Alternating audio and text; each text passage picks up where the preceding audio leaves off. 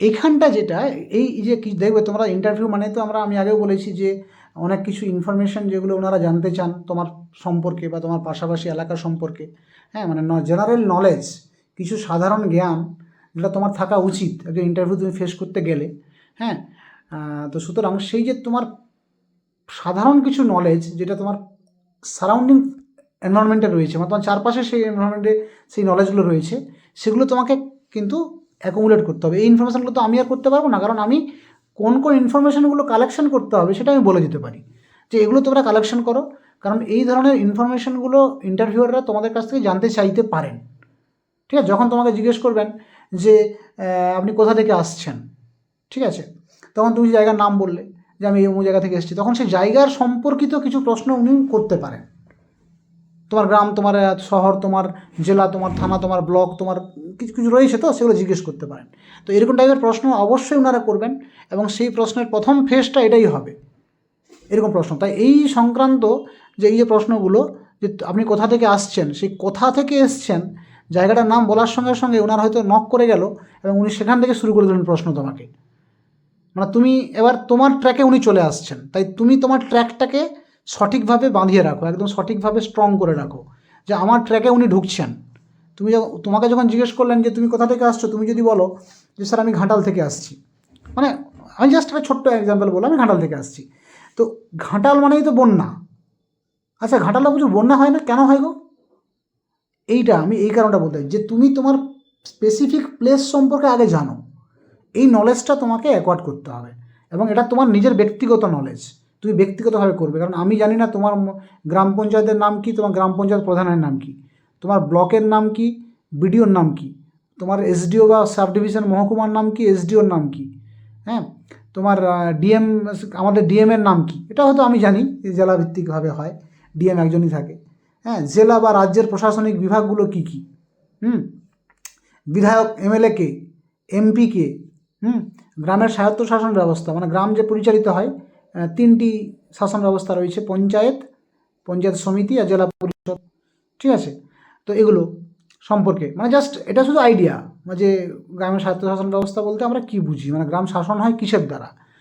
হ্যাঁ, পঞ্চায়েত, পঞ্চায়েত সমিতি, জেলা পরিষদ, এই তিনটি দ্বারা হয়। এবার এমএলএর নাম কি, এমপির নাম কি, ঠিক আছে, এই ইনফরমেশনগুলো স্ক্রিনশট করে নাও। এগুলো মাস্ট বি তোমরা কিন্তু জানবে ইওর সারাউন্ডিং প্লেস সম্পর্কে। এছাড়া আরও কিছু প্লেস আছে, ইনফরমেশান আছে, যেমন ধরো তোমার জেলা, বা তোমার শহর, বা তোমার কোনো স্পেসিফিক তুমি কোনো জায়গায় আছো, ধরো তমলুক তোমার বাড়ি, বা তোমার বাড়ি ঘাটাল, তোমার বাড়ি মেদিনীপুর টাউন বললে তুমি, তাহলে মিদনাপুর টাউন মানে মিদনাপুর অনেক ইতিহাস আছে, অনেক ঐতিহাসিক, অনেক ইতিহাস, ঠিক আছে। ঘাটাল বললে, ঘাটাল মানে ঘাটাল বন্যা, হুম। তুমি বললে আমার বাড়ি হচ্ছে তোমার ধরো বললে বাঁকুড়া, ঠিক আছে, বা তুমি বলে দিলে হয়তো মুকুটমণিপুর, অযোধ্যা, ঠিক আছে, মানে এমন এমন কিছু প্লেস আছে যে প্লেসগুলোর সম্পর্কে তুমি যখন বলছো, তুমি সেই প্লেসটা উল্লেখ করবে, তোমার পাশাপাশি যদি সেরকম কোনো প্লেস থাকে, ঠিক আছে, যে আমি ঘাটালের অমুক জায়গা থেকে এসেছি, তাহলে ঘাটাল বলার সঙ্গে সঙ্গে কিন্তু ওনারা ঘাটাল থেকে প্রশ্ন শুরু করে দিতে পারেন। এই জন্য বলছি তুমি সেই স্পেসিফিক প্লেসটা ওনাকে বলো, যাতে উনি তোমার ট্র্যাকে আসতে পারেন। কী বলা, বুঝতে পারছো তো? ক্লিয়ার? তো সেই কারণে এই ইনফরমেশনগুলো তুমি রেডি করে রাখো। তোমার জেলা, তোমার শহর সম্পর্কে, কবি, কে কে কবি আছেন তোমার জেলায়, ঠিক আছে, তোমার সাহিত্যিক কে কে আছেন, ঐতিহাসিক কে আছেন, স্বাধীনতা সংগ্রামী কারা কারা, বিশিষ্ট মনীষী আর কেউ আছেন কিনা, পর্যটন কী কী রয়েছে সেখানে, সমুদ্র রয়েছে কিনা, নদী কী রয়েছে, পাহাড় কী আছে, খনিজ সম্পদ কিছু আছে কিনা, পশু পাখি, বন্যা, বিশেষ সুখ্যাতি কিসের কেন, ধরো সবং, তুমি বলে স্যার আমি সবংয়ের অমুক জায়গা থেকে এসেছি। বলো তো সবং কিসের জন্য বিখ্যাত? মাদুরের জন্য বিখ্যাত। ঘাটাল যেমন সোনা কারিগরদের জন্য বিখ্যাত, কাঁসার জন্য বিখ্যাত ঘাটাল, ঠিক আছে, বন্যা শুধু নয়, ঘাটাল মানে কাঁসা। তারপরে ধরো তোমার টেরাকোটা শিল্পের জন্য বিখ্যাত মুকুটমণিপুর, ঠিক আছে, বা বারুইপুর হচ্ছে তোমার পেয়ারার জন্য বিখ্যাত, চন্দনপুর আলোর জন্য বিখ্যাত।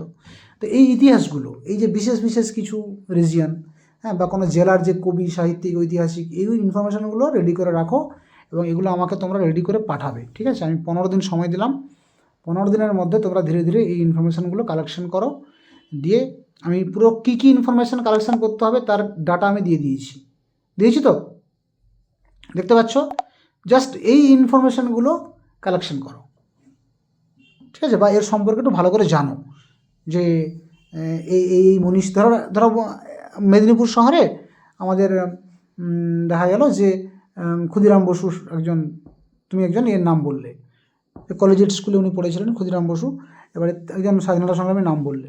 এবারে ক্ষুদিরাম তার আত্মবলিদানটা কী ছিল, ঠিক আছে, তিনি কী করেছিলেন না করেছিলেন, এই যে ব্যাপারগুলো, তো এগুলো একটু জেনে রাখতে হবে। এই কারণে আমি বলছি যে এই ইনফরমেশানগুলো আমি 15 দিন সময় দিলাম, 15 দিনের মধ্যে তোমরা এগুলো রেডি করো, ধীরে ধীরে রেডি করো, ঠিক আছে।